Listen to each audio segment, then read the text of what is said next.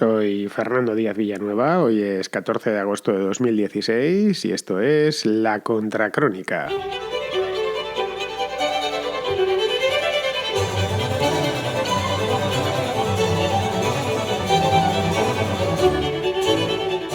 Después de 2 años de furia bélica y de furia destructiva y cierto aura de invencibilidad, las noticias que nos llegan de Siria invitan al optimismo.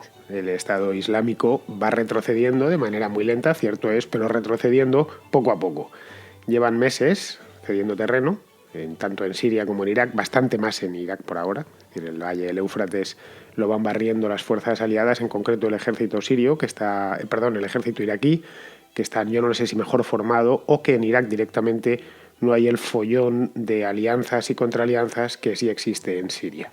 Los han sacado de Ramadi, los han sacado de Tikrit, los han sacado de Faluya, que llegó a ser Faluya, la conquista de Faluya, acordaos, hace un par de años llegó a ser uno de sus emblemas, y hace solo unos días los han sacado de Manbij, que ha sido la última gran conquista de las fuerzas aliadas contra el Estado Islámico. El ejército sirio, esto es de hace unos meses ya, recuperó Palmira, esto fue en marzo en concreto, a finales de marzo, que estaba en manos de esta gentuza, no encuentro otra palabra para definirlos, y quedó completamente devastada. Tenéis imágenes en internet cómo quedó esa joya del mundo antiguo tras el paso de estos bárbaros.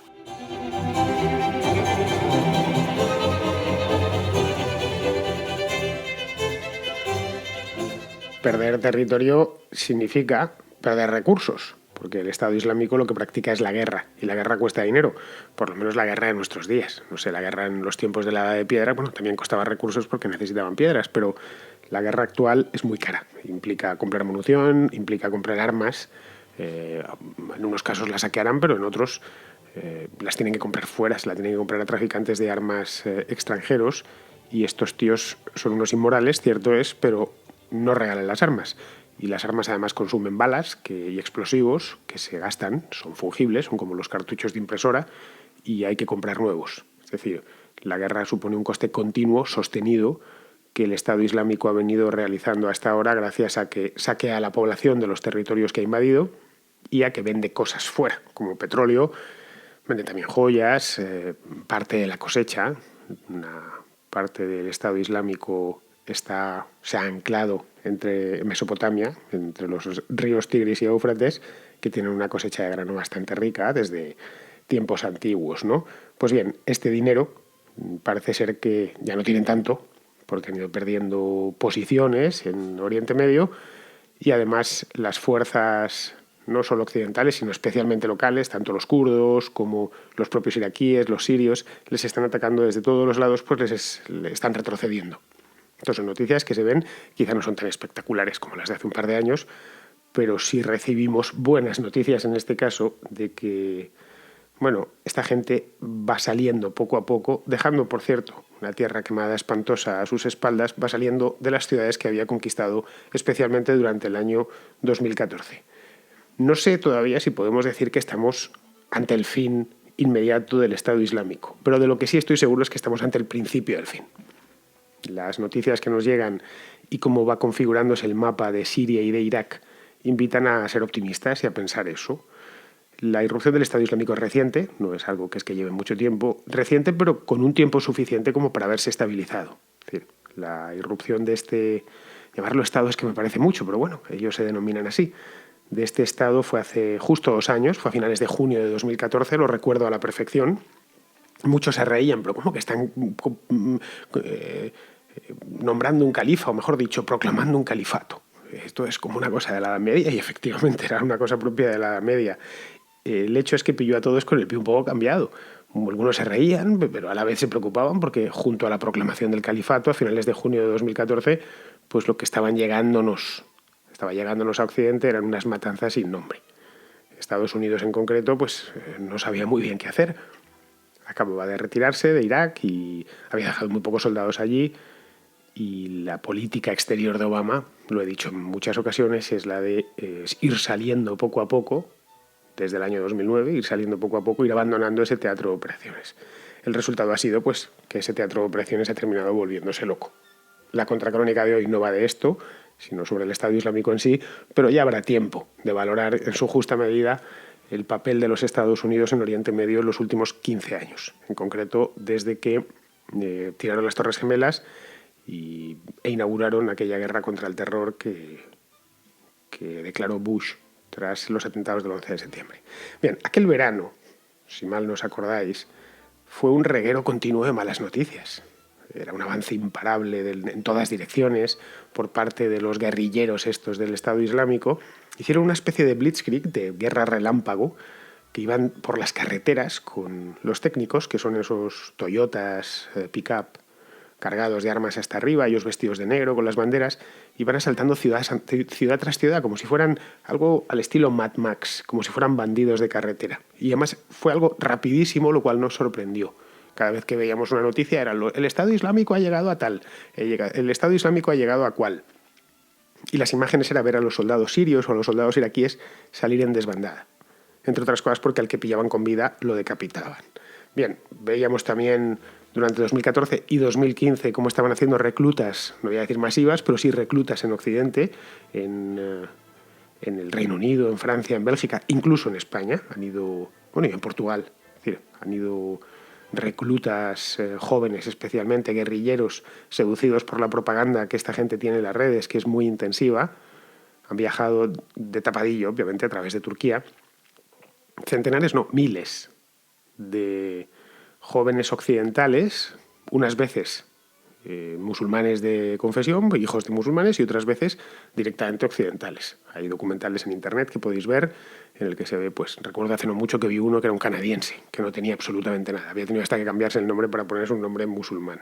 Esto además luego se extendió a Libia, se extendió a Nigeria, los de Boko Haram se declararon súbditos del Estado Islámico, a Yemen, a Argelia incluso, hace un par de años degollaron a un turista francés en Argelia, el así llamado Estado Islámico en Argelia. De esos no se ha vuelto a oír hablar, pero vamos, que en 2014-2015, la bisagra entre esos 2 años, era la noticia del día prácticamente, pues semana sí, a la siguiente también, porque estaban en una expansión que parecía que nunca se iban a frenar. El hecho es que pensándolo bien, y mirándolo un poco más desde arriba, el califato es una idea que, aunque nos sorprendiese, ha estado siempre o casi siempre presente en el Islam. Me explico. Es decir, esta idea a medio camino entre la fantasía y la locura, cuando salió este hombre, el Abu Bakr al-Baghdadi, que es el que proclamó el Qadés iraquí, por cierto, que es lo de al-Baghdadi. Al-Baghdadi vendría a significar como de Bagdad. Cuando proclamó el califato del Estado Islámico, es algo que ha existido bien a lo largo de la historia musulmana, pues hasta los años 20 del siglo pasado, cuando quedó abolido el último, que fue el último califa, fue el último emperador del Imperio Otomano, el último sultán. Bien, en este caso nos llamaba todavía más la atención porque este califato dividía el mundo, no era un califato como el del Imperio Otomano, ni muchísimo menos, metía una nueva dicotomía en el panorama mundial. O sea, dicotomías tenemos varias. Tenemos capitalistas y anticapitalistas. La dicotomía norte-sur. La del mundo desarrollado frente al mundo no desarrollado. La de Oriente frente a Occidente. Bien, pues aquí metía una más que era creyentes y no creyentes. Claro, el problema es que los creyentes eran pocos y los no creyentes muchos. Para ser aceptado por el Estado Islámico hace falta ser musulmán suní y además interpretar la sunna de una manera muy concreta y muy rigorista. Es decir, no todos los suníes, bueno, de hecho una minoría ínfima de los suníes aceptan los principios del Estado Islámico. De hecho, tan pronto como aparecieron, a finales de 2014, tanto Irán como Arabia Saudita ya los habían tomado como una amenaza, como lo que son y como lo que eran.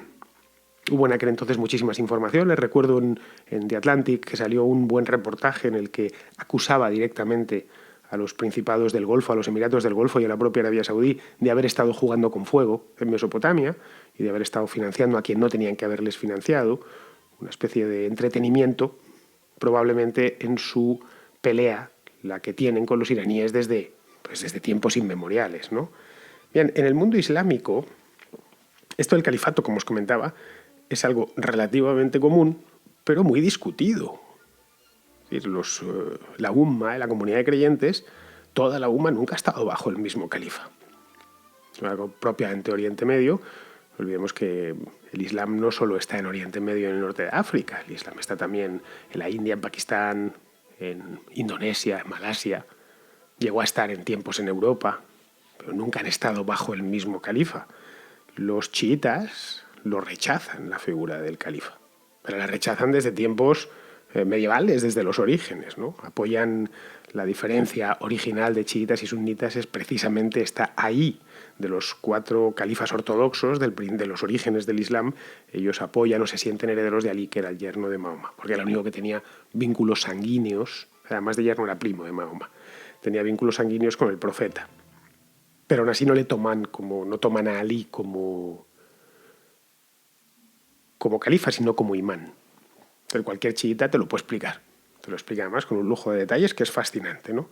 En la Edad Media, con todo, hubo varios califatos. Algunos lo conocemos en España especialmente, porque aquí hubo uno. Al-Ándalus tuvo su califato propio, pero era un concepto más político que religioso. El califato siempre ha implicado una idea política. Es decir, en el siglo X llegó a haber incluso, llegaron a convivir 3 de ellos. El siglo X, el califato abasida o el abasí, que estaba con la sede en Bagdad, el califato fatimí en el Cairo. Esto lo estamos hablando del siglo X, hace 1000 años. Y luego el califato de Córdoba.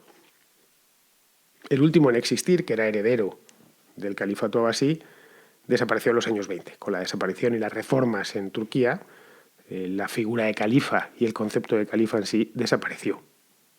Entonces la primera pregunta que nos podríamos hacer es la siguiente. ¿Quieren los musulmanes de hoy, los 1000 millones de musulmanes de hoy, que renazca el califato? O mejor dicho, ¿quieren un califa?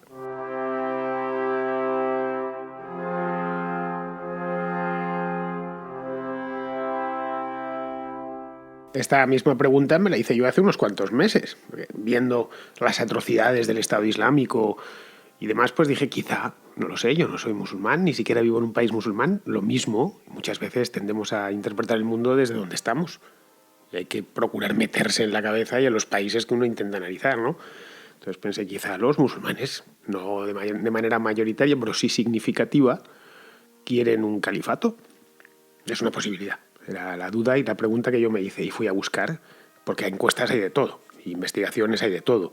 Y me encontré, esto fue, pues no me acuerdo, ahora 6 o 7 meses, me encontré un sondeo que había hecho Pew Research, PEW, lo podéis encontrar en internet, que lo había hecho a principios de 2015, es decir, justo cuando estaba todo el mundo preocupado por el tema del Estado Islámico, y que lo había hecho en varios países de la región, incluido también Indonesia, incluido Malasia, en varios países musulmanes. Y la pregunta era simple. ¿Usted como musulmán está de acuerdo con que exista un califato y por lo tanto un califa y por lo tanto una unidad política entre todos los musulmanes? Y los resultados pues no dejan lugar a dudas, ¿no? El 99% de los libaneses, por ejemplo, estaban en contra. 99%. El 94% de los jordanos. Jordania es un país entre Siria e Irak.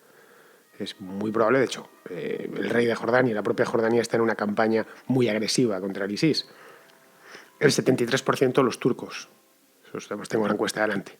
Es decir, los turcos me llamó un poco la atención, me dije, bueno, solo el 73%, luego hay un 27% de turcos que están a favor del califato.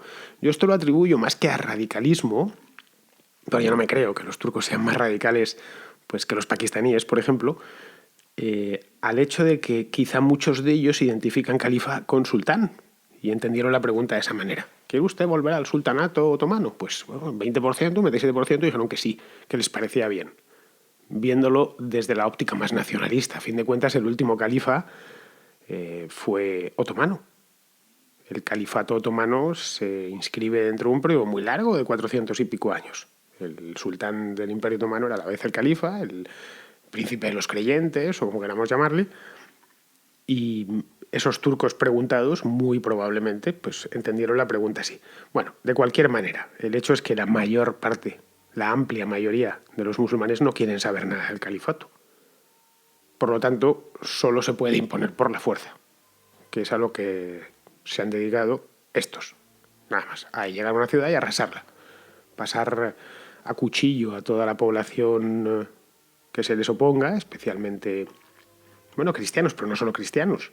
Han asesinado judíos, han asesinado drusos, han asesinado otros musulmanes, especialmente otros musulmanes. Las atrocidades del ISIS han sido tan atroces que han dado la vuelta al mundo. Occidente, de hecho, está todavía en shock. Ya no nos sorprende tanto como hace un par de años, cuando nos enseñaban las imágenes de las decapitaciones o de las esclavas sexuales del Estado Islámico y estas cosas que nos llegó tanto. Es decir, hasta los atentados terroristas de finales del año pasado y de este propio año, el estado de shock lo mantenemos. Si a eso le sumamos que el musulmán medio, el mundo musulmán en general, lo rechaza abiertamente, que todos los gobiernos los han condenado, que incluso varios imanes suníes, no los chiíes, que eso es por descontado, han emitido una fatwa contra ellos, declarándolos como no musulmanes. Claro, viven, si le sumamos todo, lo metemos todo dentro, lo echamos todo en el mismo plato, lo que vemos es que su condición es muy minoritaria y por lo tanto muy aislada. Porque la campaña del ISIS tiene también una lectura teológica dentro del Islam, que a veces se nos olvida, estando fuera, como estamos yo desde luego, y la mayor parte, si no todos vosotros, esto de decir, no, es que son unos tipos que quieren imponer el Islam a los demás y por lo tanto los musulmanes o una parte de musulmanes estará de acuerdo, o no le parecerá mal del todo, o no sentirán la amenaza como mínimo, como la podemos sentir nosotros como cristianos, o los judíos, o los mismos drusos que están en Siria y son los drusos son tan sirios como cualquier otro porque no están en ningún otro lado, ¿no? O los judíos. Bien, eso es una cosa que sí se ha llegado a pensar en alguna ocasión, tener esa idea de, no, claro, es que sí, los musulmanes no tienen nada que temer del Estado Islámico. El tema es que el Corán invita efectivamente a la yihad. Hay mil interpretaciones sobre el tema, ¿no? En realidad la yihad es una lucha interna, no significa guerra santa, pero tomémoslo como la guerra santa que es, simplemente como la han utilizado los musulmanes o las potencias expansionistas musulmanas durante siglos. Bien, una guerra santa, pero una guerra santa contra el infiel, no contra otros musulmanes, que es lo que básicamente están haciendo estos. Respecto a las otras confesiones, además, y seguimos con la lectura teológica del Corán, ninguno de los califatos anteriores, ni el Fatimí del Cairo, ni el Abasida, ni el Omeya, ni por supuesto el califato de Córdoba en España, ni los otomanos, y ya se me han acabado, esos son los califatos que han existido históricamente, ninguno de esos califatos han eliminado a las minorías religiosas. En el Al-Ándalus, en la España musulmana, se toleraba, se toleraba utilizando ese verbo además, que es tolerar, que es considerar que está mal, pero permitirlo. Se toleraba a los cristianos, los mozárabes eran eso. Se toleraba a los judíos. Muchos judíos hicieron fortuna y prosperaron, especialmente fortuna intelectual en el Al-Ándalus. No digamos ya en el Imperio Otomano.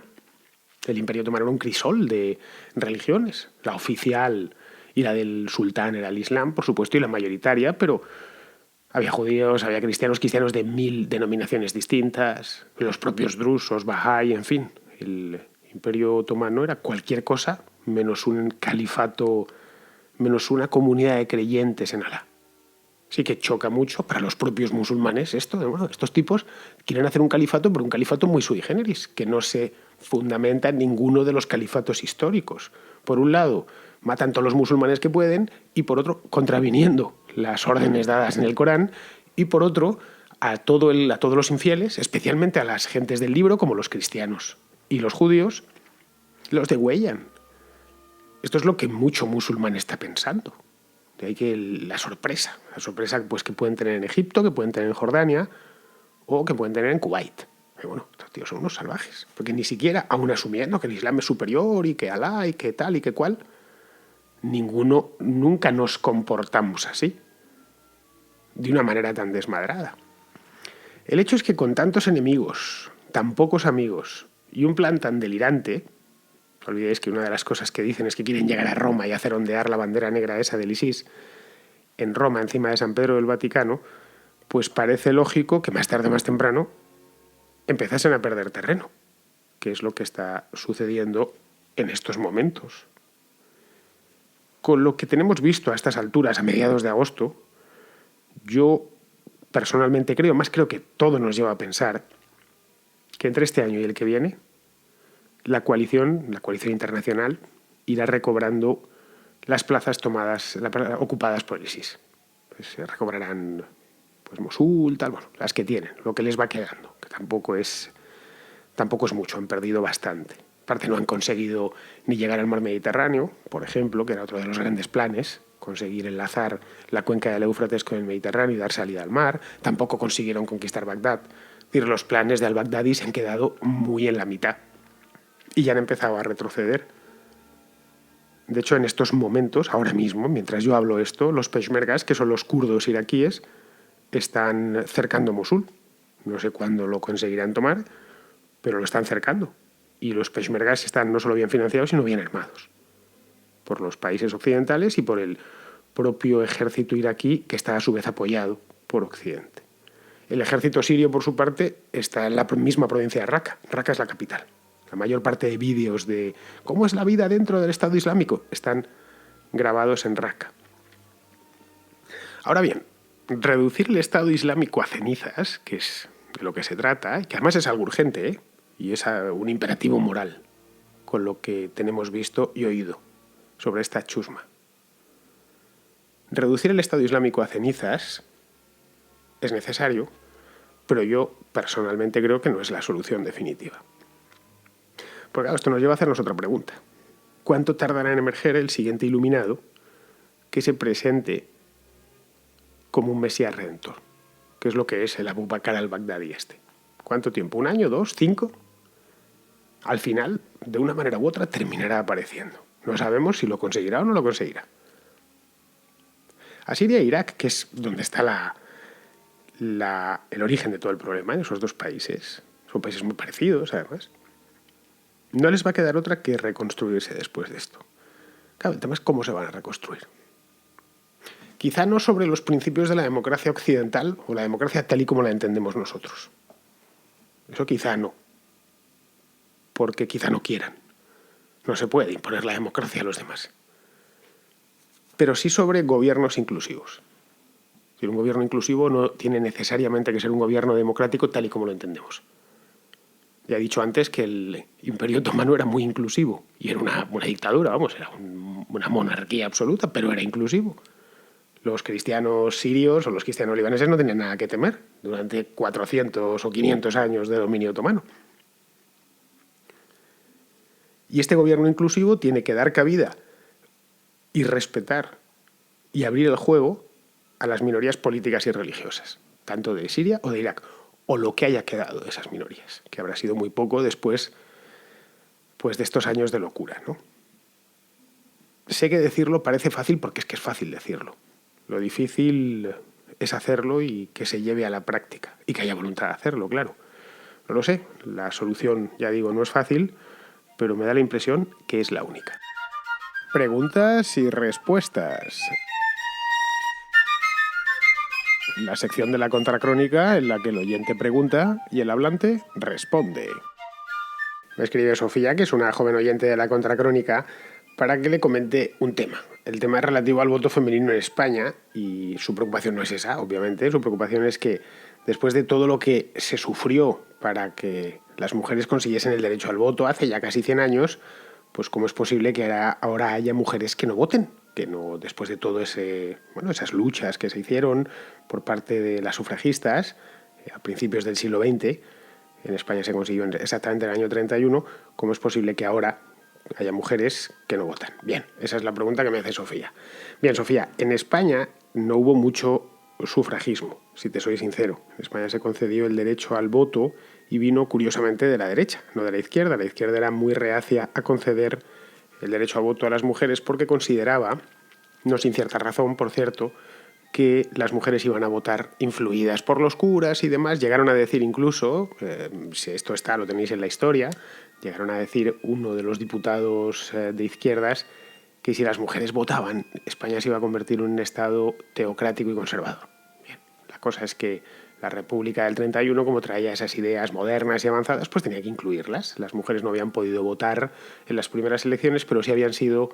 es decir, habían disfrutado de derecho de sufragio pasivo, pero no activo. No pudieron votar, pero sí podían ser elegidas. Y fueron elegidas, en concreto, 3 mujeres. Una de ellas era Margarita Nelken, que era del PSOE, y luego Victoria Kent y Clara Campoamor.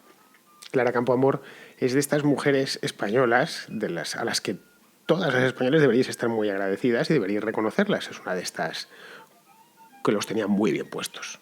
Madrileña, por cierto. Las madrileñas suelen tenerlos bastante bien puestos. Yo soy hijo de una de ellas. Bien, pues Clara Campoamor, que era del Partido Radical, defendía con verdadera garra y con furia el voto femenino. Lo terminó consiguiendo. Fue un debate muy famoso contra Victoria Kent, que era de izquierdas. Ella y tanto Victoria Kent como Clara Campoamor eran abogadas, de las primeras. Creo que fueron las dos primeras en entrar en el Colegio de Abogados de Madrid, en los años 20, y se pelearon durante una sesión antológica en las Cortes durante aquel año, 1931, para que se incorporase el artículo que permitiese votar a las mujeres, es decir, que les permitiese ejercer el sufragio activo. Y así fue, en el año 33 votaron, hubo un vuelco en las urnas, ganaron las derechas, ganó la CEDA y el Partido Radical, y hubo un cambio en el gobierno. Luego, sin embargo, eso de que votasen las mujeres tampoco sirvió de mucho en el año 36 porque el poder volvió al Frente Popular. De manera muy ajustada, cierto es, pero volvió. Así que eso que pensaban de que iba a convertirse España en un Estado teocrático y en un Estado ultraconservador, pues no fue así. La lucha, por lo tanto, se limitó en España poco más que a un debate parlamentario porque no hubo esas manifestaciones. Bueno, hubo sufragismo, obviamente, porque no deja de ser España un país occidental, pero no esas manifestaciones gigantescas que hubo en los Estados Unidos, que podemos ver en fotografías y en películas de la época. Y respecto a que después de lo que costó, que en España has visto que costó esencialmente un debate y algunos artículos de prensa, fue una cosa relativamente rápida, no había la demanda social que existía, por ejemplo, en Estados Unidos, pues que las mujeres ahora no voten. Pues lo mismo, me parece lo mismo que los hombres no voten. Es decir, es una decisión privada, particular. Si no te gusta ninguno de los que hay, pues lo suyo y lo honrado es no votar. Sí, mira, ni este, ni este, ni este, ni este. Yo entiendo que haya gente que quiera votar en contra. Pues mira, no me gusta este, entonces los categorizo. De los 4 que hay, este es el que más me disgusta. Después bueno, este es el que menos. Pues voy a votar por este porque va contra los otros 3. Lo de votar no hay que darle tanta importancia, en una palabra. A fin de cuentas somos muchos. Otra cosa es que hay que darle importancia en una comunidad de vecinos o en un pueblo pequeño, porque un voto cuenta. Pero en un país como el nuestro, que tiene casi 40 millones de votantes, bueno, hay 46 o 47 millones de habitantes y un montón de votantes, pues no es tan clave.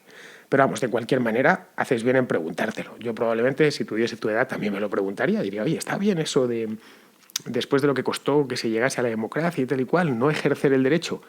Bien, los derechos muchas veces se lucha por ellos para no ejercerlos, pero que estén ahí.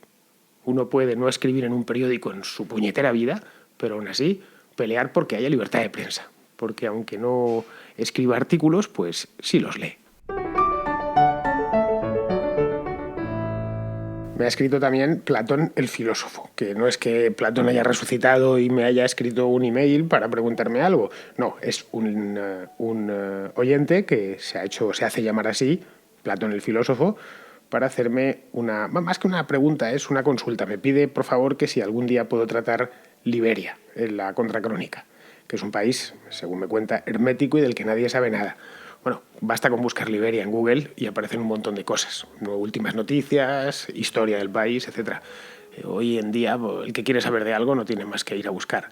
Yo de Liberia tampoco es que sepa mucho, más allá pues de lo que ha sucedido en el país en los últimos, bueno, sí, de su origen, obviamente, de cómo se experimentó, cómo experimentaron los abolicionistas americanos en el siglo XIX con ese país y las guerras civiles constantes y en cadena que ha tenido en los últimos 30 años. Han sido todas hipersangrientas lo que ha sucedido. Las barbaridades que se han cometido en Liberia, en esos países de África, son inimaginables. Vamos, ni el Estado Islámico, una cosa tremenda. Hay algunas películas que podéis, no sé, Diamantes de Sangre, por ejemplo, que es una película que está muy bien. El Señor de la Guerra también es una película que trata de manera tangencial las dictaduras en esa zona de África.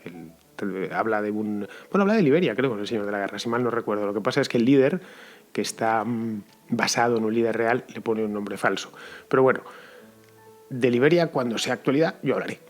Y me lo estudiaré. Lo haré, me plantaré todos los codos que haga falta para que estéis al tanto y podáis interpretar lo que está pasando en ese foco de la noticia como debe de ser. Así que bueno, ahí te lo dejo, así de por las buenas tampoco puedo sacar Liberia. Mirad, chicos, hoy os voy a hablar de Liberia, entre otras cosas porque es muy probable que a la mayor parte de los oyentes pues no les interese mucho, así en frío. Bueno, vamos a hablar de Liberia por las buenas, ¿no? Sí podría tener en una contracrónica de fondo, que a veces ya sabéis que las hago, sí tendría lugar hacer algo sobre la descolonización y los efectos que ha tenido la descolonización del África Negra o de esa misma zona, pero hablar así en concreto sobre la historia de Liberia, no lo sé, no le veo yo mucho encaje en este formato. Muy bien, Platón, me encanta que me escriba alguien que se hace llamar Platón el filósofo. Platón, te agradezco que me hayas escrito y a vosotros pues os digo lo mismo, no tenéis más que tengo todavía un montón de emails por leer y por sacar, pero ya sabéis, aquí el tiempo que tengo es el que tengo. Los iré sacando a lo largo de esta semana, los más urgentes, los que tenéis preguntas concretas, ¿no? Ya sabéis que no tenéis más que escribirme a contracrónicapodcast@gmail.com y leerlo lo voy a leer. Y si merece la pena ser respondido en antena, lo haré de mil amores. Y si la cosa es simple y os lo puedo responder por el propio email, también lo haré, como alguno de vosotros, que ya habéis recibido mi respuesta. Entre tanto, aquí lo dejo y nos volvemos a escuchar el martes. Digo el martes porque mañana, que es día 15 de agosto, es fiesta, aunque bueno, ya sabéis que yo también trabajo los días de fiesta, pues que mañana no voy a estar en Madrid, me voy a ir a la montaña, me voy a ir con el Faso, que me ha invitado, y entonces no voy a tener oportunidad mañana de hacer la contracrónica, pues porque aquí en la Sierra de Madrid no voy a encontrar ni conexión ni la tranquilidad necesaria como para preparar un buen programa. Así que os dejo ahí, mañana, fiesta, y nos volvemos a escuchar el martes.